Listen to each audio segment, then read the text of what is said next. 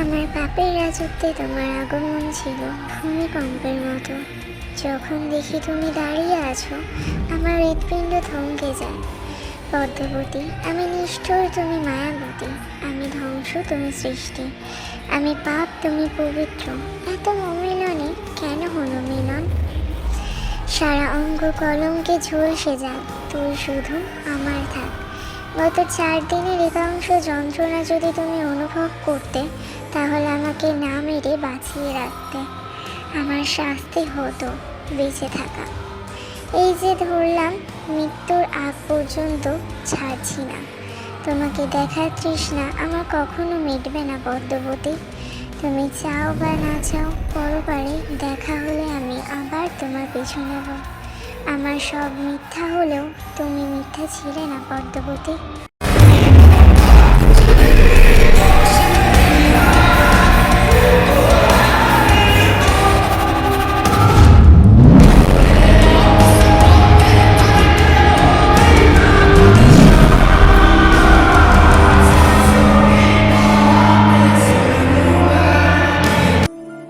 আমার আম্মারে ভাবতা ভুনা কইরা দিবা, সবজি টবজি দিয়া রান্না না।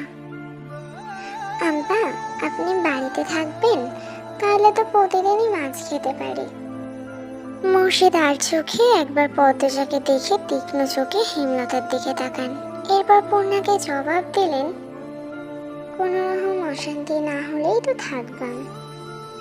গামছা নিয়ে তিনি কলপারে চলে যান। পদ্মজার মুখটা ছোট হয়ে যায়।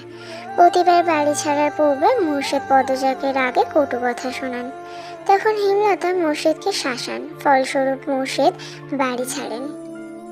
মুর্শিদ নাকি বাড়ি ফিরলা কোন দিন?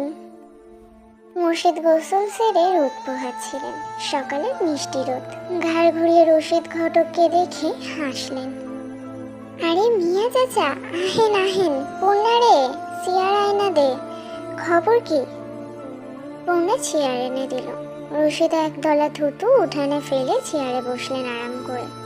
প্রেমাকে উঠোনে খেলতে দেখে ফরমাইশ দিলেন, এই মাইয়া, যা পানি লইয়া আয়, অনেকক্ষণ ধইরা দমটা আটকাইয়া আছে। প্রেমা পানি নিয়ে আসে। রশিদ পানি খেয়ে মুর্শিদকে বললেন, খবর তো ভালোই। বাবা, সেরিডারে কি বিয়া দিবে না? 2 বছর যাক, পড়তে আসে যখন, মেট্রিকটা পাশ করুক। কি কন? মেজোডা না, বড়ডা। তোমার বউ তো মরিচের লাহান, কোনো বাক্য রাজি হয় না।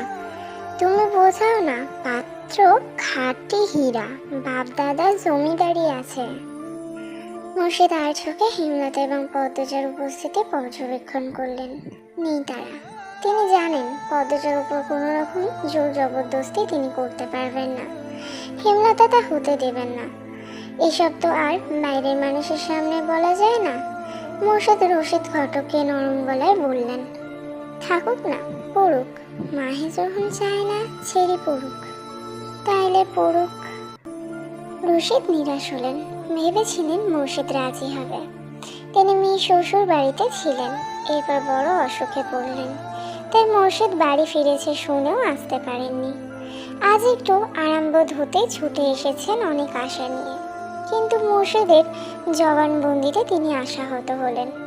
কটমটে গলায় বললেন, যুবতী ঘরে রাখুন ভালো না। যখন মানুষে কালি পড়বো তখন বুঝবা। হুনো মুর্শিদ, এই বয়সে মাইয়াদের স্বভাব চরিত্র বেশি দিন ভালো থাকে না। পাপকাল মেয়েদের চারপাশে ঘুরঘুর করে। বেলা থাকতে জামাই ধইরা বিয়ে দাও। বুঝছো নি, তোমার বউরে বোঝাও। রশিদ পাত্রে অনেক প্রশংসা করলেন।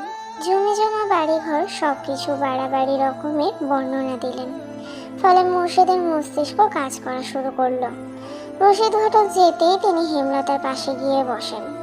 ইনিয়ে বিনিয়ে পদ্মজার বিয়ের কথা তুললেন। হেমলতা সাফ নাকচ করে দেন। তিনি শান্ত কণ্ঠে বুঝিয়ে দেন পদ্মজার বিয়ে তিনি দিচ্ছেন না, আর মুর্শিদকে পদ্মজার ব্যাপারে নাক গলাতে না করেছেন। শেষ কথাটা বেশ কঠিন করেই বলেন, আগে বাপ হও, পরে বাপের কাজ করতে আসবা। মুর্শিদের তিরিক্ষি মেজাজ। তিনি রান্নাঘর ছেড়ে বেরিয়ে পড়েন। রগে রগে রাগ টকবক করছে। পদ্মজাকে বারান্দায় দেখে তিনি ঝাঁঝালো কণ্ঠে বললেন, সেরি যখন রূপ দিয়ে নটি হইব তখন আমার ঠ্যাংও পাইবে না, এই সেরি মজা বুঝাইব। পদ্মজার চোখ বেয়ে জল গড়িয়ে পড়ে। হেমলতা রান্নাঘর থেকে বের হলেন মুর্শিদকে কিছু কঠিন কথা শোনাতে। পদ্মজা তখন দৌড়ে আসে, হেমলতার হাতে ধরে রান্নাঘরের ভিতরে নিয়ে যায়। মুর্শিদ যতক্ষণ বাড়িতে থাকে তারও খুব ভালো লাগে। পূর্ণা প্রেমা কত খুশি হয়, বাড়িটা পরিপূর্ণ লাগে। সে চায় না তার বাবা ঝগড়া করে রাগ নিয়ে বাড়ি ছেড়ে চলে যায়। হেমলতার আগে এক ঝটকায় মেয়ের হাত সরিয়ে দেন।